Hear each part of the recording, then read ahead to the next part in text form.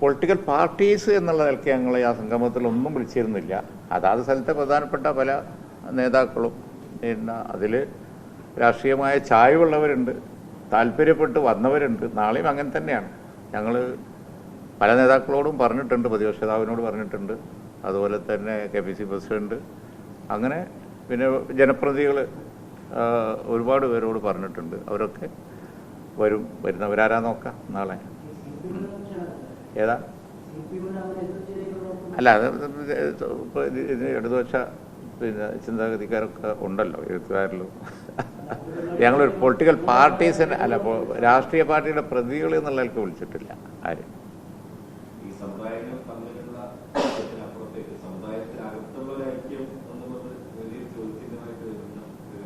എല്ലാ കാലത്തും സമുദായത്തിൻ്റെ ഐക്യവും സമുദായത്തിനകത്തുള്ള ഐക്യവും സമുദായങ്ങൾ തമ്മിലുള്ള ഐക്യവും അത് ഞങ്ങളുടെ മുദ്രാവാക്യം ആയിരുന്നു, ഇനിയും ആവും. ആ കാര്യത്തിൽ യാതൊരു സംശയവുമില്ല. അതിനാണല്ലോ തങ്ങൾ അതിനും നേതൃത്വം കൊടുക്കുന്നുണ്ട്. ഒരു സൗഹൃദ പിന്നെ വേദി, സമുദായത്തിൻ്റെ ഇടയിൽ വല്ല പ്രശ്നങ്ങളും വരുമ്പോൾ രഞ്ജിപ്പിന് വേണ്ടി ഇരിക്കാവുന്ന ഒരു കൂട്ടായ്മ ഉണ്ട്. അതിൻ്റെ പുറമെ ആണിപ്പോൾ ഇത് സാമുദായിക സൗഹാർദ്ദത്തിന് വേണ്ടിയുള്ള കൂട്ടായ്മ. അതുകൊണ്ട് അതിനൊന്നും ഒരു കുഴപ്പമില്ല. ചോദ്യം മനസ്സിലായി. പിന്നെ അതിലൊന്നും യാതൊരു കുഴപ്പമില്ല. അതൊക്കെ സൗഹൃദത്തിൽ തന്നെ പോവുള്ളൂ. അതായത് കാലഘട്ടങ്ങളിലൊക്കെ ഓരോരോ പ്രശ്നങ്ങൾ വന്നുകൊണ്ടിരിക്കും.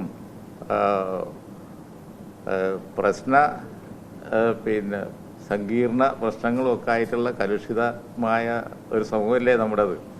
അപ്പോൾ വിഷയങ്ങളൊക്കെ വന്നുകൊണ്ടും പോയിക്കൊണ്ടും ഇരിക്കും. അതൊന്നും സൗഹൃദത്തെയോ കൂട്ടായ്മയോ ഒന്നും ബാധിക്കില്ല. നാളെ പോടെ എല്ലാവരും ഉണ്ടല്ലോ. ഞങ്ങൾ ഒരു പ്രശ്നമില്ല, അങ്ങനത്തെ പ്രശ്നങ്ങളൊന്നുമില്ല. നിങ്ങൾ ഉള്ളതെല്ലാം കൂടി പെരുപ്പിക്കൽ നിർത്തിയാൽ വലിയ ഉപകാരമായിരിക്കും. ഉള്ളതൊക്കെ പെരുപ്പിക്കൽ നിർത്തിയാൽ വലിയൊരു ഉപകാരമായിരിക്കും.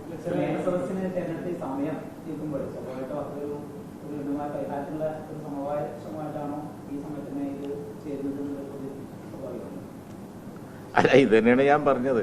ഞങ്ങൾ വലിയ ഒരു സന്ദേശമായിട്ട് പോകുമ്പോൾ നിങ്ങളതിനെ വളരെ ഇങ്ങോട്ട് ചെറുതാക്കി കൊണ്ടുവരികയാണ്. ഞാൻ പറഞ്ഞത് കേട്ടിട്ട് നിങ്ങൾക്ക് തോന്നുന്നുണ്ടോ ഇത് വളരെ വിശാലമായൊരു ആശയമല്ല എന്നുള്ളത്? ഇതിലെല്ലാവരും സഹകരിക്കുകയാണ്. നാളെ സാദിഖ് അലി ശിഹാബ് തങ്ങൾ ഉള്ള സദസ്സിലെല്ലാവരും ഉണ്ട്. ഞങ്ങൾ തമ്മിലൊന്നും അങ്ങനത്തെ യാതൊരു വിഷയങ്ങളും ഇല്ല. അതൊക്കെ ഓരോ പ്രശ്നങ്ങൾ വരും. പ്രശ്നങ്ങൾ അപ്പോൾ കൈകാര്യം ചെയ്ത് പോവും. അത്രയേ ഉള്ളൂ. അതൊക്കെ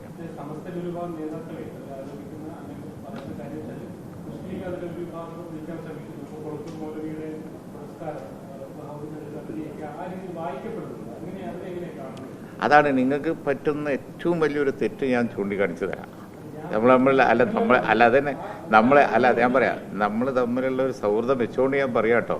തെറ്റ് 4 കൊല്ലമായിട്ട് നിരന്തരമായി നടന്നു വരുന്ന അതിൻ്റെ സംഘാടകരെ സംഘടിപ്പിക്കുന്ന ഒരു പരിപാടിയാണ് കൊളത്തൂർ മൗലവിൻ്റെ അദ്ദേഹത്തിൻ്റെ പേരിലുള്ള എൻഡോമെൻ്റ്.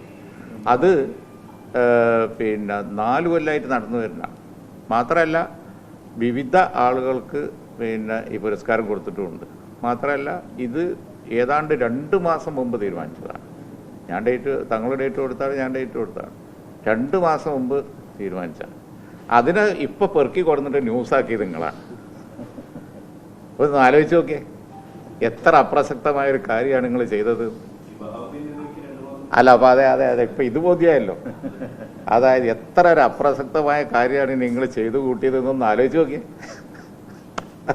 അതൊന്നുമില്ല, അതൊന്നും യാതൊരു കാര്യവുമില്ല. അത് ആ പ്രശ്നമൊക്കെ അത് സമസ്തയുടെ സംഘടനയുടെ ഉള്ളിലുള്ള ഞങ്ങളതിൽ ഇടപെടേണ്ട കാര്യമില്ല. അതൊക്കെ അവർ കൈകാര്യം ചെയ്തു.